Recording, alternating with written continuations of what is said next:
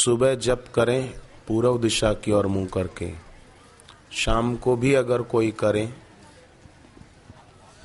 तो उत्तर दिशा की ओर मुंह करके। ऐसा जप विशेष फलदायी होता है। भगवान रामचंद्र जी ने शबरी जी को नवधा भक्ति का उपदेश दिया, उसमें जप की महिमा गाई। भगवान कृष्ण ने अर्जुन को अपनी विभूतियों के बारे में बताया कि वृक्षों में पीपल मैं हूं, आकाश में चमकता हुआ सूर्य मैं हूं, नक्षत्रों का अधिपति चंद्रमा मैं हूं, नदियों में गंगा मैं हूं, स्थिर रहने वालों में हिमालय मैं हूं। इस प्रकार अपनी विभूतियां बताई। तो भगवान ने फिर जप की बात भी बताई उसमें। सब यज्ञों में, राजसु यज्ञ हो, अश्वमेघ यज्ञ हो, कोई यज्ञ हो, उन सब में भगवान ने कहा जप यज्ञ तो साक्षात मेरा ही रूप है। जप को अपनी विभूति बताया भगवान ने। इस प्रकार श्री कृष्ण ने भी जप की महिमा गाई।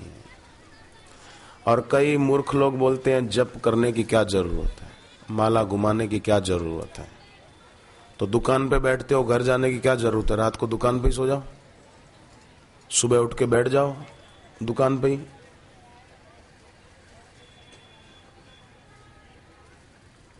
खाना रोज जरूरी है, नहाना रोज जरूरी है, सोना रोज जरूरी है। उसी प्रकार भगवान नाम जप भी रोज जरूरी है। मनमाने ढंग से कोई किताब में से मंत्र पढ़ के आदमी जप करे तो ये अच्छा है, पर चपरासी कोई हुक्म कर दे तो वो देश पर लागू नहीं होता। प्रधानमंत्री कोई आदेश जारी कर दे तो वो पूरे देश पर लागू पड़ता है। तो सदगुरु के श्रीमुख से मंत्र मिले, ये खास पते की बात है। और उस मंत्र का जो नियम पूर्वक जप करते, छोड़ते नहीं, ऐसा नहीं 2-5 महीने किया जप और फिर छोड़ दिया। विद्यार्थी भाई बहनों ने थोड़े समय जप किया फिर छोड़ दिया, ऐसा ना हो। सारस्वती मंत्र की दीक्षा लिए हुए मुझे 24-25 साल हो गए, पर मैंने इतने वर्षों में जप छोड़ा नहीं। जब से दीक्षा ली तब से मैं रोज जप करता हूं।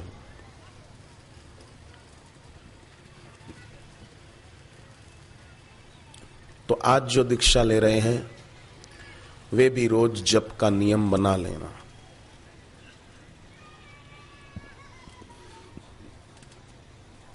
सिखों का ग्रंथ है गुरु ग्रंथ साहिब, उसमें लिखा है जो आदमी जप किए बिना खाता है उसका अन्न जल सब पाप रूप है। भगवत गीता में लिखा है कि जो आदमी अपना मन ईश्वर में नहीं लगा पाता, शांत नहीं कर पाता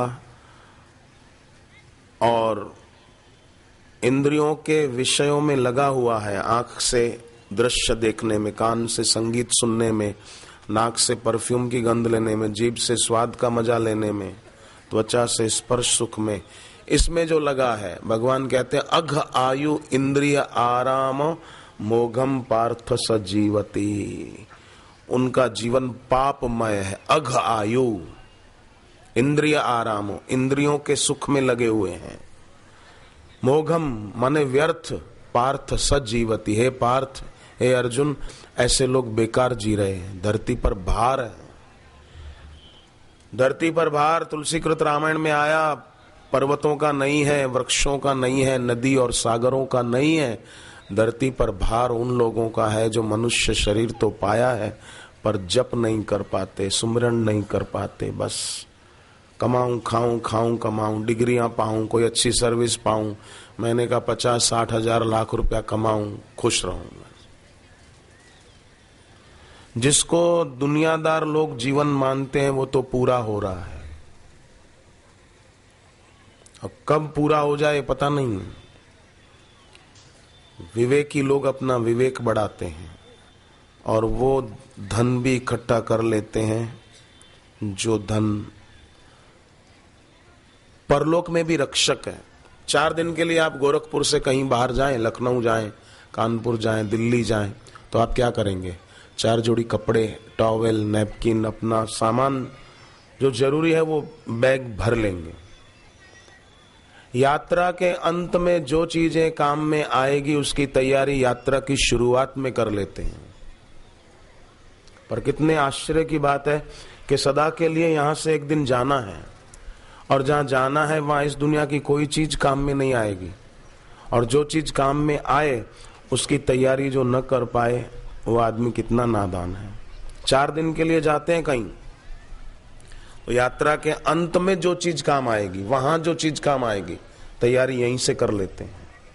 तो शरीर छूटने के बाद जो काम में आए उसकी तैयारी जो नहीं कर पाया, भगवान रामचरितमानस में कहते हैं, पाई न जेहि परलोक संवारा। इसको पाकर जिसने परलोक नहीं संवारा, सिर धुनि धुनि पछता वहीं, काल ही कर्म ही, ईश्वर ही मिथ्या दोष लगा वहीं।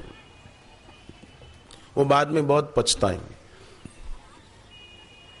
परीक्षा अच्छी दी, पेपर अच्छे गए तो रिजल्ट बढ़िया आएगा। अब पेपर अच्छे गए नहीं और सोचे मेरा रिजल्ट बढ़िया आ जाए, तो कैसे आएगा? एक विद्यार्थी ने पढ़ाई लिखाई की नहीं थी, मनमानी करता था, माँ बाप का कहा नहीं मानता था, आवारा दोस्तों के साथ घूमता फिरता था, कभी मैच देखने गया, कभी थिएटर में गया, कभी होटल में गया, कभी कहीं गया। परीक्षाएं आई, पढ़ा तो कुछ था नहीं, पेपर में लिख दिया उसमें कॉपी में, परीक्षक महोदय कईयों की किस्मत तुम्हारे हाथ है, मुझे पास कर दो तो क्या बात है, ऐसा लिख दिया। तो परीक्षक ने उसके रिजल्ट की कॉपी में लिखा, विद्यार्थी महोदय किताबों की ढेरी आपके पास थी, थोड़ा याद कर लेते तो क्या बात थी। अब पास होने की छोड़ दे आस, अब पास होने की छोड़ दे आस, खुरपी ले लो छीलो घास। अब क्या तुम पास होगे, क्या तुम बड़े आदमी बनोगे? तो पढ़ाई लिखाई की उम्र गंवा दी घूमने फिरने में, माता पिता का कहा नहीं माना। भगवान शिव जी ने कहा है, रामचरितमानस का वचन, पार्वती जी को कहते हैं, मां नहीं मात पिता नहीं देवा। अपने माता पिता का आदर न करें, उनका सम्मान न करें, उनके साथ जुबान लड़ाए और उनके सामने उनको जवाब दे। बेअदबी नहीं होनी चाहिए, बड़ों के आगे अदब। मां नहीं मात पिता नहीं देवा, साधुन सन करवा वहीं सेवा। यह आचरण जिनके भवानी, ते जानहु निशिचर संप्राणी। वो सब निशिचर, जैसे राक्षस लोग होते हैं ना, ऐसे समझना उनको।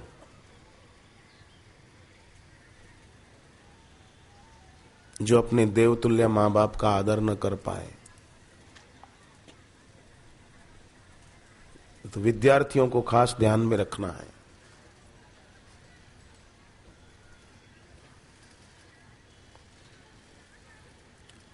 कई लड़के अच्छे भी होते हैं, विद्यार्थी समझदार होते हैं, जानते हैं कि हमारा ये समय, ये आयु पढ़ने की है। विद्यार्थी कहते किसे हैं? विद्या रूपी अर्थ को पाने के लिए हमेशा तैयार रहे, वही विद्यार्थी।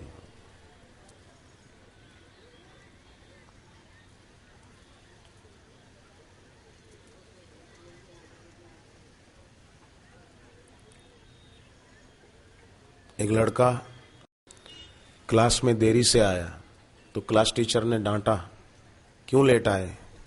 वो बोला, साहब मैं गिर गया था और मेरे को लग गई थी इसलिए लेट आया। तो शिक्षक को लगा बेचारे को लग गई थी, गिर गया था, कोई बात नहीं, आओ बैठो। बैठा तो शिक्षक ने पूछा, कहाँ गिरे थे, क्या लगी थी? बोला, साहब ये मत पूछो अब। बोले, नहीं बताओ कहाँ गिरे थे, क्या लगी थी? लड़का बोला, साहब आप नाराज तो नहीं हो जाओगे? नहीं, बताओ। साहब बिस्तर पे गिरा था और नींद लग गई थी। अब अपनी पढ़ाई का समय आलसी होकर सोने में गंवाए तो इसका भविष्य उज्जवल कैसे होगा? ऐसे बच्चों को फिर ट्यूशन की जरूरत पड़ती है। नहीं तो आप बड़े लोगों से पूछो, यहाँ बैठे हैं सब, ये लोग भी पढ़ते थे, इनमें से कई ग्रेजुएट हैं, पढ़े लिखे हैं, तो क्या इनको ट्यूशन की जरूरत पड़ती थी? जिनको पढ़ते समय ट्यूशन की जरूरत नहीं पड़ी, बड़े लोग जरा हाथ ऊपर करो। तो ट्यूशन की जरूरत नहीं पड़ी थी जिनको, बहनें हाथ ऊपर करो। कई बहनें हैं देखो, जो ग्रेजुएट हैं, पढ़ी लिखी हैं, इनको ट्यूशन की जरूरत नहीं पड़ी। आजकल क्यों पड़ती है कि एक तो ये कमबख्त विदेशी चैनलें आ गई, दूसरा विद्यार्थी खुद फंस गए अभिमन्यु की तरह कुछ गंदी आदतों के चक्कर में, या मनमानी, गंदी आदत ना हो तो मनमानी करना, उसमें उलझ गए। इस कारण उनका ध्यान बंट गया, बिखर गया। तो जितना ध्यान पढ़ाई में देना चाहिए वो बेचारे नहीं दे पाते। शिक्षक पढ़ा रहे हैं, बोर्ड पर कुछ समझा रहे हैं, बच्चा कोई उधर देख रहा है, कोई उधर देख रहा है, कोई इधर। आचार्य विनोबा भावे, महाराष्ट्र के महान संत, वो जब पढ़ते थे, एक दिन क्लास में शिक्षक बोर्ड पर कुछ समझा रहे थे लिखकर। सब बच्चे अपनी नोटबुक में नोट करते जा रहे थे, पर विनोबा जी कुछ नोट नहीं कर रहे थे, वो बोर्ड पर देख रहे थे। शिक्षक ने कहा कि सब लिख रहे हैं, तुम नहीं लिख रहे हो, क्या बात है? बोले साहब मुझे इतना जरूरी नहीं लगता है लिखना, इसलिए मैं नहीं लिख रहा हूं। तो मैंने जो बताया तुमको समझ में आ गया? बोले हाँ बताओ। शिक्षक ने समझाया, उससे भी बढ़िया ढंग से विनोबा जी ने बता दी वो बात।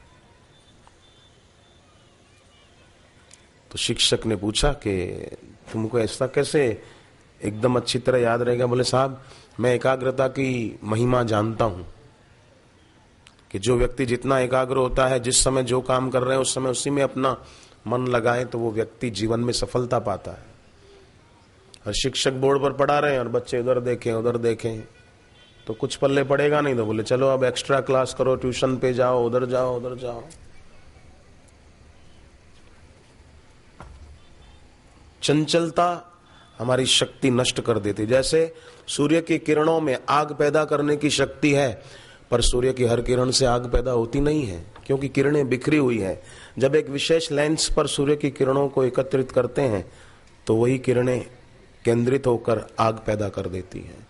तो हमारी शक्ति जो आंख के द्वारा, कान के द्वारा, नाक के द्वारा, जीभ के द्वारा, त्वचा के द्वारा जो शक्ति बिखर रही है, अगर हम उसका डैम बांधे, वाणी के द्वारा मौन रखें, बिन जरूरी देखे नहीं, बिन जरूरी बोले नहीं, बिन जरूरी सोचे नहीं, बिन जरूरी भटकने जाए नहीं इधर उधर, शांत रहें, मौन रहें, जप करें, प्राणायाम अच्छे से करें, तो भविष्य उज्जवल होगा ही होगा। क्योंकि हमने अपनी शक्तियों को बिखरने से बचाया है। तो अपने आप के रक्षक बने हम। अपने आप का रक्षक वो है जो अपनी शक्ति को बिखरने से बचाता है। दिवाली के दिनों में मूर्तियां बेच रहा था एक आदमी। खरीदार आया, एक बोले साहब ये गणपति दादा की मूर्ति कितने की? बोले 25 रुपए की। छोटी छोटी मूर्तियां थी, 25 रुपए की साहब। अच्छा ये सरस्वती माता की मूर्ति लेनी हो तो? बोले वो भी 25 रुपए की है। ठीक। अच्छा पीछे लक्ष्मी माता की मूर्ति है, वो कितने की? तो दुकानदार ने कहा कि साहब आप गणेश जी और सरस्वती माता की मूर्ति खरीद लो, तो लक्ष्मी जी की मूर्ति आपको भेंट में मिल जाएगी, मुफ्त में। बात बढ़िया है, शिक्षादायी, प्रेरणादायी बात है कि गणेश माना विवेक, क्या खाना क्या न खाना, क्या बोलना क्या न बोलना, किसकी संगति करना, किसकी दोस्ती न करना, कहाँ जाना कहाँ न जाना, विवेक। और सरस्वती माने सद्बुद्धि, सद्विद्या। विवेक और सद्विद्या जहां आई वहां लक्ष्मी तो बिना बुलाए आ जाएगी। उसने कहा ना आप गणेश जी और सरस्वती की मूर्ति खरीद लो, बस लक्ष्मी जी तो ऐसे ही आएगी। विवेक और सद्बुद्धि हो, संपत्ति अपने आप आएगी। 18 लाख कर्जा था एक आदमी के सिर पर। उसने बताया महाराष्ट्र में शाहादा शहर है। बोले गुरुदेव से दीक्षा के बाद मेरा कर्जा कैसे उतर गया पता नहीं। हाँ मंगलवार को व्रत करता था, नमक बिना का भोजन करता था, रोटी खाता था, नमक मिर्च नहीं, हर मंगलवार को। जिनके सिर पर भी कर्जा हो ना, वो अगर मंगलवार को नमक छोड़ दें और जप अच्छी तरह से करें, सूर्य भगवान को अर्घ्य रोज दें, और अगर आपकी अपनी दुकान है, अपना कुछ कारोबार है, तो हर शुक्ल पक्ष में दूज से पूनम तक चंद्रमा को अर्घ्य दीजिए। देखिए आपके कारोबार में वृद्धि होने लगेगी, बढ़ेगा। कुछ व्रत नियम पालेंगे तो दैवी शक्तियां हमको भी सहायता करेगी।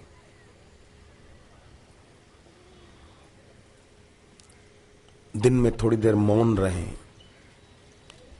गुरुदेव की तस्वीर सामने रख दी। गीता प्रेस है ना गोरखपुर में, विश्व में प्रसिद्ध गीता प्रेस। साहित्य के क्षेत्र में गीता प्रेस की सेवाएं सराहनीय है। तो गीता प्रेस के जो संस्थापक थे जयदयाल गोयंदका जी, उनका नियम था बचपन में भी भगवान कृष्ण की मूर्ति सामने रखकर उनको एक टक देखते रहते थे। उनके साहित्य में लिखा है, मैंने पढ़ा है, भगवान कृष्ण की मूर्ति को देखते रहते थे आंखों की पलकें हिलाए बिना, और उनको ऐसा महसूस होता था कि भगवान उन पर राजी हो रहे हैं, भगवान बहुत खुश हो रहे हैं। तो जयदयाल गोयंदका जी ने कितने सेवा के काम किए हैं साहित्य के क्षेत्र में, उनकी सेवाएं अविस्मरणीय हैं। तो जब वो करते थे तो हम भी अपने अपने इष्ट, अपने आराध्य, अपने गुरुदेव की तस्वीर को सामने रखें, देखें। नासिक में एक पति पत्नी ने बताया कि उन्होंने नया मकान खरीदा ना, तो नए मकान में तो वास्तु वगैरह करते हैं, तो उन्होंने क्या किया, गुरुदेव की तस्वीर और गणपति भगवान की तस्वीर लेकर सिर पे रखी, नए घर में प्रवेश किया, बोले हमारा वास्तु हो गया। और उस घर में रहने के बाद बोले हमारे घर में संपत्ति बढ़ती जा रही। हमने ऐसा भाव किया कि हमारे घर तो गुरुजी आ गए, तस्वीर नहीं है, गुरुजी आ गए, बढ़िया होने लगा। तो ये भाव बहुत बड़ी चीज है, बहुत बड़ी बात है, अपने गुरुदेव के चरणों में भक्ति भाव।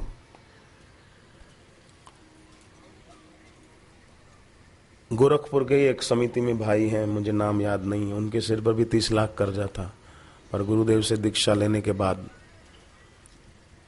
सब उनके घर परिवार में अच्छा होने लगा। उन्होंने जप किया, नियम पाले। देखो नियम तो पालने पड़ते हैं। वैद्यराज दवाई देते हैं ना, तो बोलते हैं ये चीज खाना, ये चीज मत खाना। अब शुगर का पेशेंट हो और वैद्यराज ने दवाई दी और कहा कि देखो मीठी चीजें मत खाना, पर वो फिर रबड़ी खाए तो उसकी क्या हालत होगी, शुगर की, डायबिटीज कितनी बढ़ेगी और कितना नुकसान होगा उसको। पर शुगर है तो चने का आटा और जौ का आटा समान मात्रा में मिलाकर उसकी 2-3 रोटी खाए दोपहर को, शुगर की बीमारी मिटाने में उसको मदद मिलेगी। शुगर की तकलीफ जिनको भी हो, त्रिफला का सेवन रोज करें। त्रिफला की गोलियां भी अपने आश्रम की बहुत शुद्धता से बनी हुई है। त्रिफला का चूर्ण भी, त्रिफला की गोलियां भी हैं। जिनको भी शुगर हो उनको त्रिफला का सेवन करना ही चाहिए। और शुगर जिनको भी हो, आपके परिचित में किसी को शुगर हो, तो आप तो अगर उसके स्नेही हैं, उसका भला चाहते हैं, तो आप पीछे पड़ जाओ बस उसकी डायबिटीज मिटाने के लिए। क्योंकि शुगर की बीमारी इतनी खतरनाक है कि किडनी पर और आंखों पर उसकी बहुत बुरी असर पड़ती। किडनी खराब हो जाती है शुगर वालों की और आंखों की रोशनी खराब हो जाती है। तो त्रिफला का सेवन, चना और जौ का आटा समान मात्रा में मिलाकर उसकी रोटी, और शुगर के लिए तीसरा असरकारक प्रयोग,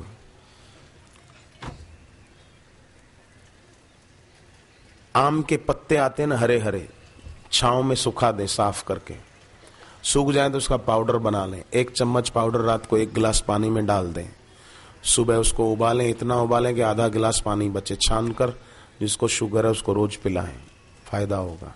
और रात को दक्षिण में सिर करके सोएं, आश्रम की आरोग्य निधि पुस्तक पढ़ें, और गुरु मंत्र जो मिला है उसका जप करें। क्योंकि गुरु मंत्र क्या करता है, शिव जी कहते हैं, दारिद्र्य दुख भवरोग विनाश मंत्रम, दरिद्रता को, दुख को और जन्म मरण के रोग को गुरु मंत्र मिटा देता है। जप करें रोज। ब्रह्मादि देव मुनि पूजित सिद्ध मंत्रम, ब्रह्मा आदि के द्वारा ये मंत्र सिद्ध किया हुआ, गुरु के मुख से मिला मंत्र वो सिद्ध मंत्र होता है। किताबों में से पढ़ा वो साधारण मंत्र होता है, गुरु से मिला है तो सिद्ध मंत्र है, उसका रोज जप करना। और अपना मंत्र मैंने पहले भी कहा, किसी को बताना नहीं, कुछ भी हो जाए, कोई भी हो।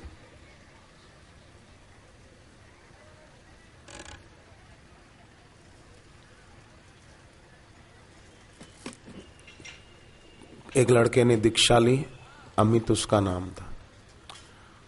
तो पहले वो वैष्णो देवी के दर्शन करने जाता था, जम्मू में है ना, जम्मू से आगे वैष्णो देवी माता का मंदिर है, तो वहां जाता था। तो माता की प्रेरणा से उससे बापूजी से दीक्षा मिली। माँ ने प्रेरणा की और उसने दीक्षा ली, ऐसा उसने बताया मुझे। तो फिर वो दीक्षा के बाद वैष्णो देवी जा रहा था आभार व्यक्त करने के, माँ तूने मुझे सच्चे सदगुरु के पास पहुंचा दिया। तो गया, ये सन 2000 की घटना है। जम्मू से वैष्णो देवी गया। 7 अगस्त सन 2000 को वो रेलवे स्टेशन पर लौटा करनाल जाने के लिए। उसका घर करनाल में था, हरियाणा में पड़ता है। अब रात की ट्रेन थी, दोपहर को पहुंच गया स्टेशन पर। सोचा अब यहां कोई रिश्तेदार तो है नहीं, वेटिंग रूम में ही सो जाता हूं। वेटिंग रूम में एक बेंच पर वो लेट गया। नींद नहीं आ रही थी। सामने गुरुदेव की तस्वीर वाला एक पोस्टर लगा था। पोस्टर के तरफ देखते हुए वो लड़का, दीक्षा तो ली थी उसने, गुरु मंत्र जपने लगा। थोड़ी देर बीती, गुरुदेव की तस्वीर से उसको प्रेरणा हुई कि खड़ा होकर बाहर चला जा। वो चौंका, ये क्या है? उठकर बैठा पर बाहर नहीं गया। दोबारा आवाज आई उसको कि खड़ा हो जा, बाहर क्यों नहीं जाता है?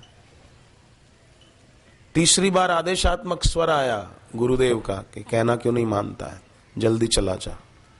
वो उठा, वेटिंग रूम से बाहर आया। इतना ही नहीं, प्लेटफॉर्म छोड़ के बाहर चला गया। और जो ही वो बाहर गया त्यों ही आतंकवादियों के द्वारा भयंकर गोलीबार जम्मू रेलवे स्टेशन पर हुआ, वेटिंग रूम में हुआ। कई लोग मारे गए। तब उसको हुआ कि अब पता चला गुरुदेव मुझे तस्वीर में से क्यों प्रेरणा दे रहे थे, बाहर निकल, बाहर निकल। अगर मुझे गुरुदेव की प्रेरणा न मिलती तो आज मैं घर पहुंचने के बदले ना जाने कहां पहुंच जाता। गुरु की महिमा गाले, भजन ईश्वर का होगा। घड़ी भर ध्यान लगा ले, इष्ट का दर्शन होगा। तो गुरु की महिमा गाले मतलब अपने अंदर में धारण कर ले कि मेरे गुरु साक्षात गुरुर्देवो महेश्वर, गुरु साक्षात परब्रह्म।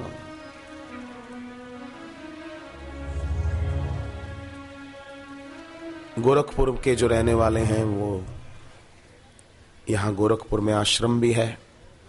गोरखपुर के आसपास से कहीं से आए हैं तो वो लोग भी आसपास जहाँ आश्रम पड़ता हो नजदीक, वहाँ रोज रविवार को नहीं तो हर पूर्णिमा को आश्रम में जाने का नियम रखें कि हर पूर्णिमा को जाएंगे, या नजदीक पड़ता हो आश्रम तो हर रविवार को जाएं। आश्रम में, कई आश्रमों में ऐसा है, साधक आकर रविवार को आश्रम में गुरुदेव की कुटीर की परिक्रमा करते हैं, बैठकर जप ध्यान करते हैं। उससे उनको बहुत लाभ होता है। लाभ केवल रुपयों का ही नहीं होता, रुपयों का लाभ तो क्षुद्र है और हो तो अच्छी बात है, पर केवल रुपयों का लाभ ही लाभ नहीं है। लाभ की कछु हरि भक्ति समाना, जेहि गावहि श्रुति संत पुराणा, ये लाभ है। तो आश्रम की धरती पर आकर रविवार, गुरुवार या पूनम के दिन बैठकर जप करें, प्राणायाम करें, गुरुदेव की कुटीर की परिक्रमा कर लें, वट वृक्ष हो तो वहां परिक्रमा कर लें आश्रम में। इससे मनोकामनाएं भी पूर्ण होती।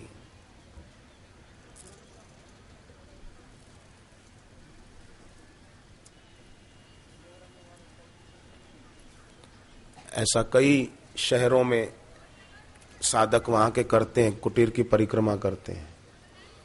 लुधियाना के आश्रम में, पंजाब में लुधियाना, वहां आश्रम में गुरुदेव की कुटीर की परिक्रमा करने वाले एक पति पत्नी ने बताया, उन्होंने तो दीक्षा भी नहीं ली थी, ऐसे ही परिक्रमा करने आते थे गुरुवार को। संतान नहीं थी तो उनको संतान प्राप्ति हुई, बेटा हुआ। फिर अहमदाबाद आकर उन्होंने दीक्षा ली।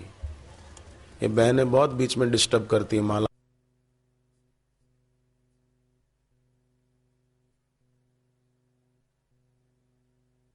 अनेक नवाजे, भगवान के नाम ने कई गरीबों को नवाजा। लोक वेद वर विरुद्ध विराजे, राम एक तापस तियतारी, नाम कोटि खल कुमति सुधारी। दंडक वन प्रभु कीन सुहावन, जन्मन अमित नाम किए पावन। भगवान राम ने तो दंडक वन, एक स्थान को पवित्र किया, पर भगवान के नाम ने तो कईयों के मन को पवित्र कर दिया जिन्होंने जप किया। इस प्रकार बहुत महिमा जप की आई है। तो साधक जप करते हैं, ये पाठ करते हैं, तो फिर वो प्रधानाचार्य पर जो आरोप लगे थे ना, उनकी निर्दोषता साबित हुई, फिर से उनको उसी पद पे, प्रधानाचार्य के पद पे रखा गया। अभी वो उसी पद पे हैं।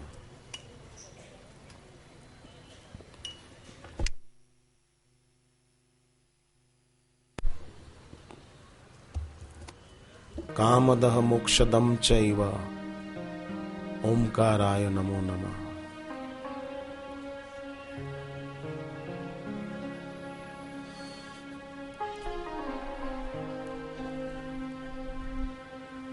एक बच्चा पढ़ने में कमजोर था। माँ ने उसकी जन्मपत्री दिखाई तो ज्योतिषी ने कहा पढ़ने में कमजोर ही रहेगा ये, इसके जन्म के समय ग्रहों नक्षत्रों की स्थिति ऐसी थी, इसलिए कमजोर रहेगा।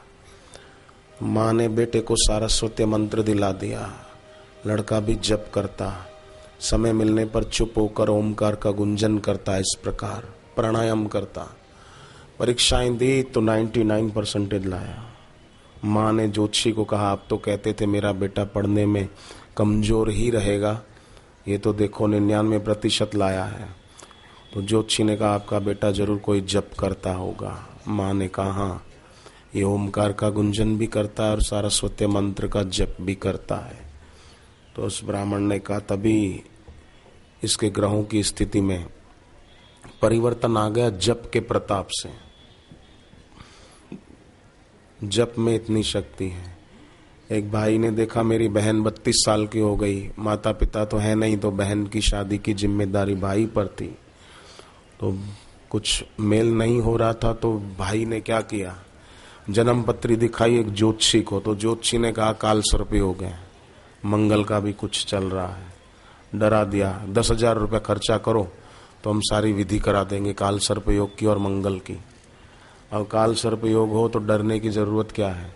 जिसको काल सर्प योग की तकलीफ हो ना, वो रसोई घर में खाना खाया करे और हर शुक्रवार की रात को अपने बिस्तर के पास जहाँ सोए वहाँ जौ के दाने रख दे किसी बर्तन में थोड़े से।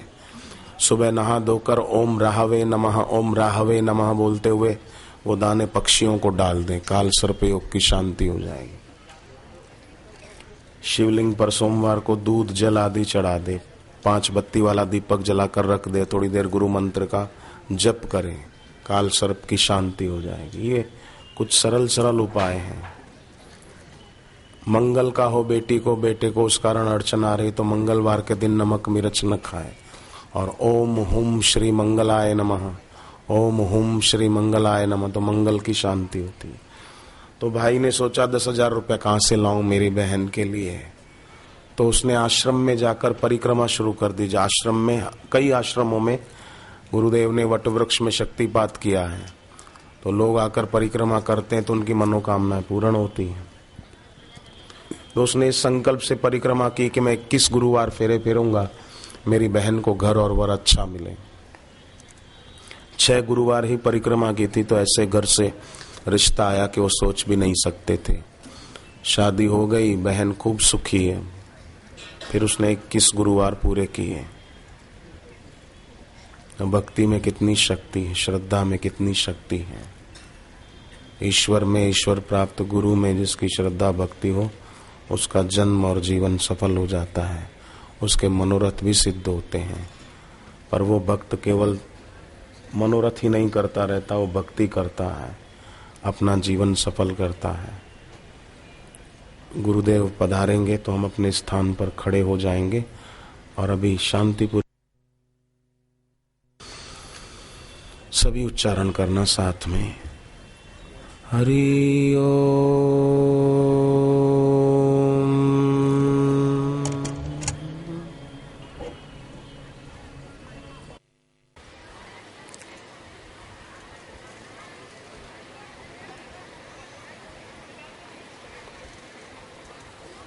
पांडवों की माता कुंता जी श्री कृष्ण को कहती,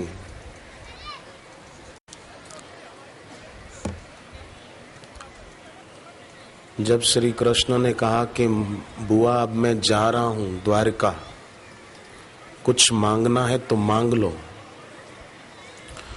कुंता जी कहती हैं कदम कदम पर दुखों के पहाड़ टूट पड़े। तो श्री कृष्ण ने कहा कि बुआ इतने दुख कम देखे हैं जो और देखना चाहती हो आप।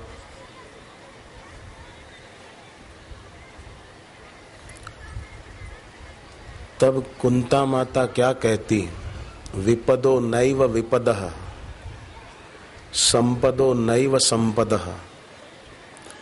वो विपत्ति नहीं है जिसको दुनियादार लोग विपत्ति मानते हैं, वो संपत्ति नहीं है जिसको संसारी लोग संपत्ति मानते हैं। विपदो विस्मरण विष्णु संपन्न नारायण स्मृति ही।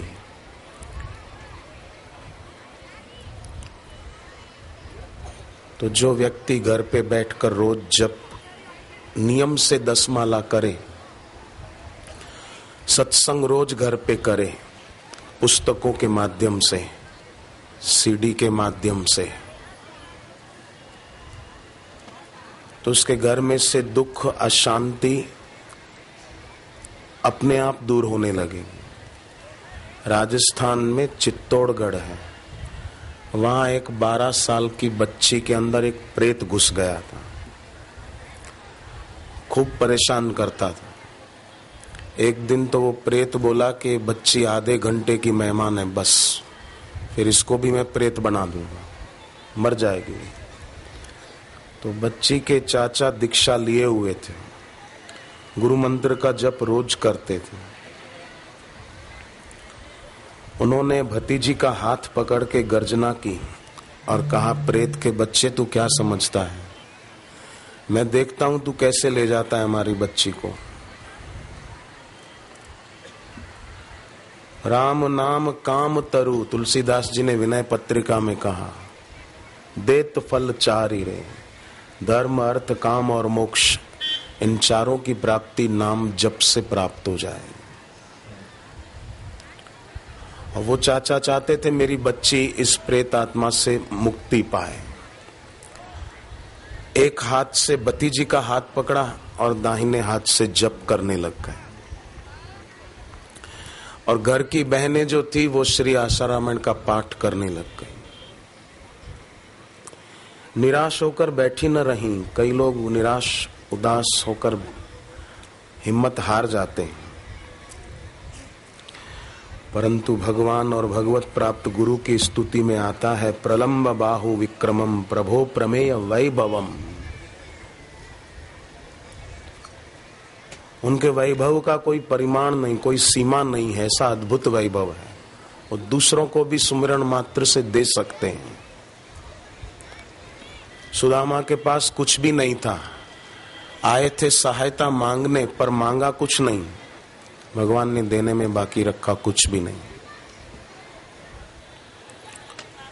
पाठ जब पूरा हुआ तो घर का वातावरण ऐसा हो गया जैसा गुरुदेव के व्यासपीठ पर पधारने पर जैसा माहौल यहाँ हो जाता है, वैसा उनके घर पे हो गया। उन्हें ऐसा लगा मानो गुरुदेव हमारे घर आए हैं।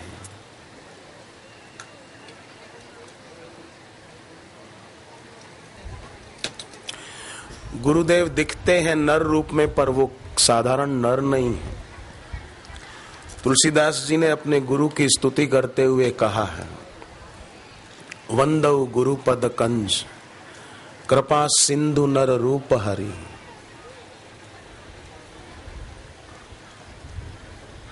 महामोह तम पुंज जासु वचन रवि कर निकर।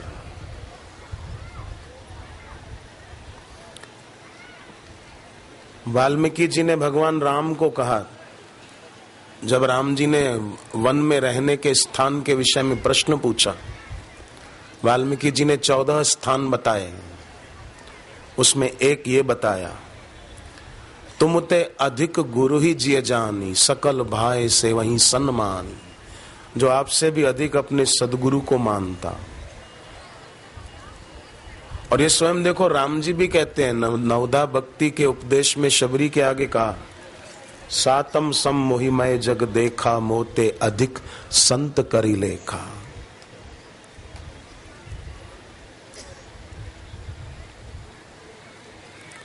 वो चाचा ने दीक्षा ली हुई थी, गुरुदेव ने कहा था जप करना, तो करते थे। तो जो मार्ग श्रुति साधु दिखावे, तेही पथ चलत सबे सुख पावे। जो मार्ग वेद ने और सदगुरु ने दिखाया है, उस मार्ग पर चले। विनय पत्रिका का पद है ये, तेही पथ चलत सबे सुख पावे।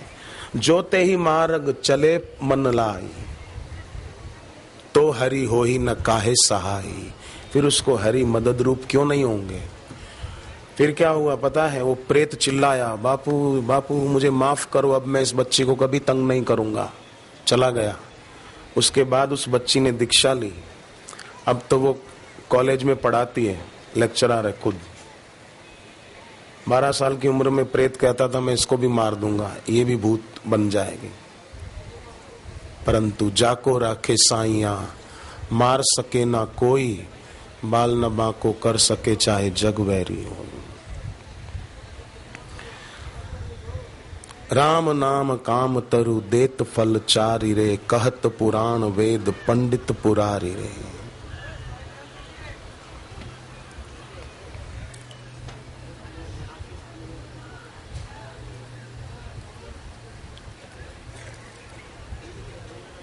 इसी से जीवन में मंजिल आ जाती है, कल्याण हो जाता है। नहीं तो संसार में उलझने बढ़ाने वाले बहुत हैं।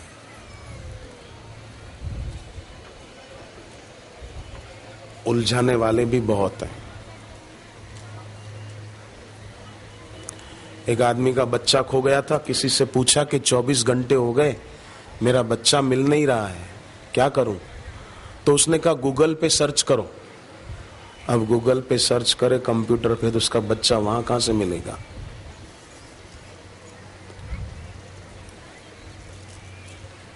तो जो मार्ग श्रुति साधु दिखावे, तेही पथ चलत सबे सुख पावे।